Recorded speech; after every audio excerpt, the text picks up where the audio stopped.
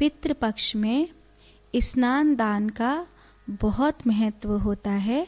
अगर आप पितृपक्ष में स्नान दान आदि न दे पाएं, हमारे सनातन धर्म की ये कितनी बड़ी खूबसूरती है कि हम जीते जी ही नहीं, मरने के बाद भी अपने पूर्वजों को जल देते हैं।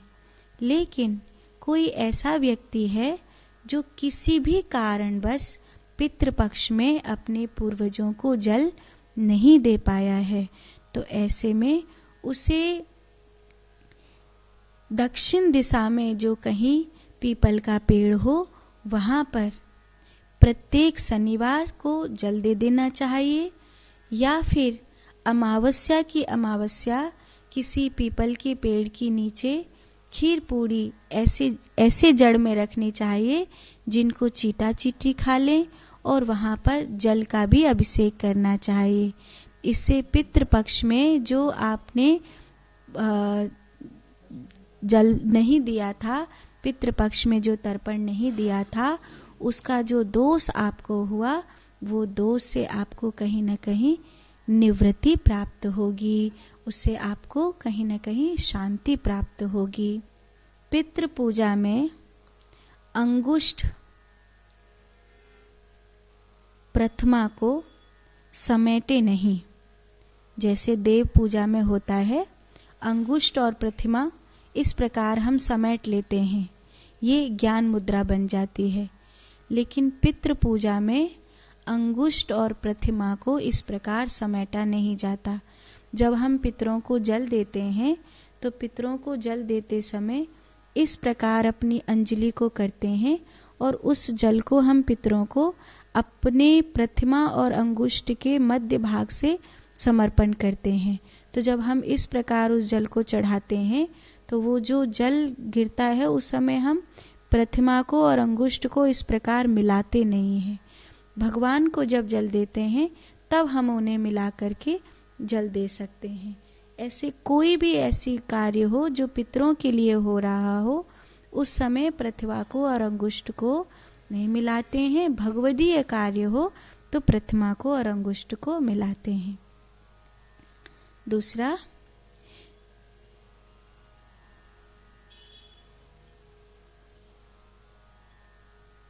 पितृपक्ष में स्नान दान का बहुत महत्व होता है।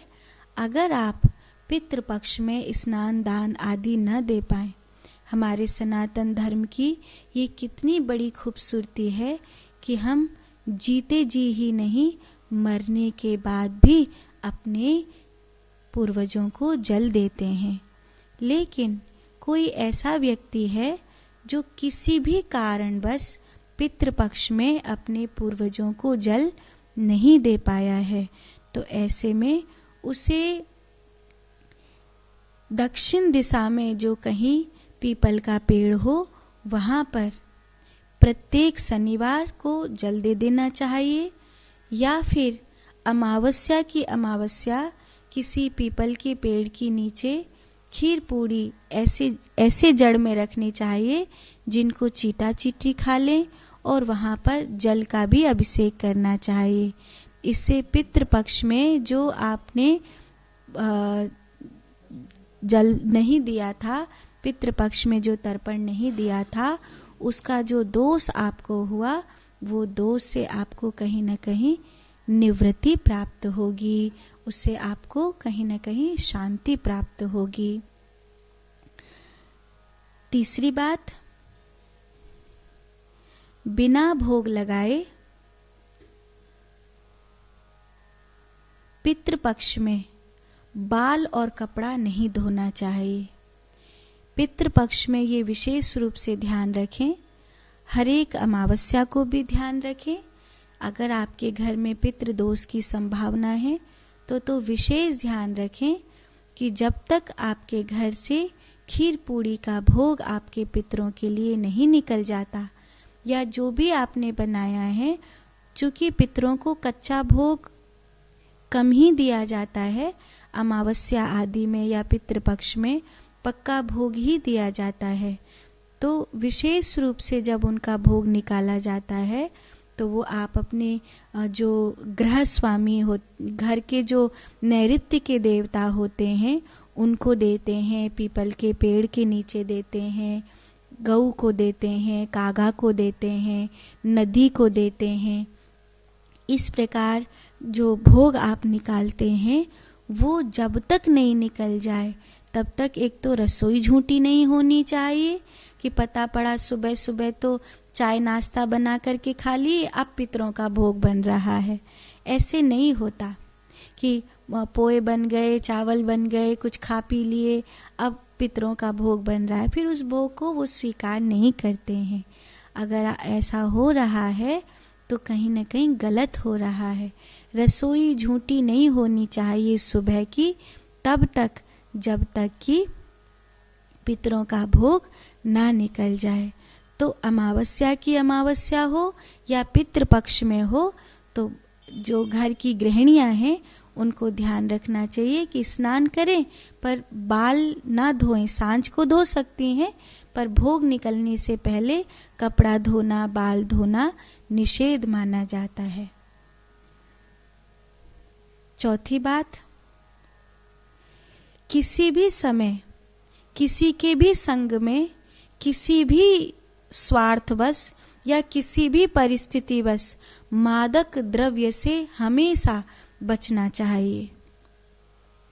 चाहे आपकी कोई डील फाइनल होने वाली थी, बॉस को खुश कर दूंगा तो ये डील फाइनल हो जाएगी। बॉस गया तेल लेने, पहले ये देखो कि तुम उसके संग बैठ के शराब क्यों पी रहे हो, अपना पतन क्यों कर रहे हो। अगर तुम मादक द्रव्यों को सेवन नहीं करते हो तो किसी भी परिस्थिति के कारण आप उन्हें ग्रहण मत करिए, आप उनसे बचिए। और अगर आप अपने आप को साधने में सक्षम हो जाएंगे तो आप जिंदगी की उन बड़ी से बड़ी कठिनाइयों से बच जाएंगे। पांचवी बात, पितरों का निकाला हुआ भोजन जो आपने पितरों के लिए निकाला है उस भोजन को कभी स्वयं नहीं खाना चाहिए। जैसे अमावस्या को निकाल रहे हैं, किसी शनिवार को निकाल रहे हैं, या किसी सत्संग आदि कोई पूजा अनुष्ठान हुआ है उसमें पितरों का भोग निकाल रहे हैं। जैसे भागवत कथा हुई तो पितरों की थाली निकलती है, जैसे कोई अनुष्ठान हुआ तो उसमें पितरों की थाली निकलती है, पितृपक्ष में पितरों की थाली निकलती है। तो उसको स्वयं कभी नहीं खाना चाहिए और किसी को भी नहीं खाने के लिए देना चाहिए। उसको केवल पेड़ के नीचे चीटा चीटियों के लिए किसी गैया को या कागा आदि को ही दिया जाता है। उसको ऐसा नहीं जैसे भगवान का भोग लगाया तो सब भोजन में मिला दिया, पर पितरों का भोजन कभी भोजन में नहीं मिलाया जाता। जब आप अपने घर के मंदिर में पितरों की और भगवान की एक साथ पूजा करते हो तो पितरों की जो छोटी सी थाली है वो अलग होगी और भगवान की जो भोग की थाली है वो अलग होगी। भगवान के भोग की थाली सब भोजन में मिलाई जा सकती है, लेकिन पितरों की जो थाली आपने निकाली है वो सब भोजन में नहीं मिलानी चाहिए, उसको अलग कर देना चाहिए। इस प्रकार ये 5 बातें मैंने आज आपको बताई जिससे आपके कल्याण का मार्ग खुले।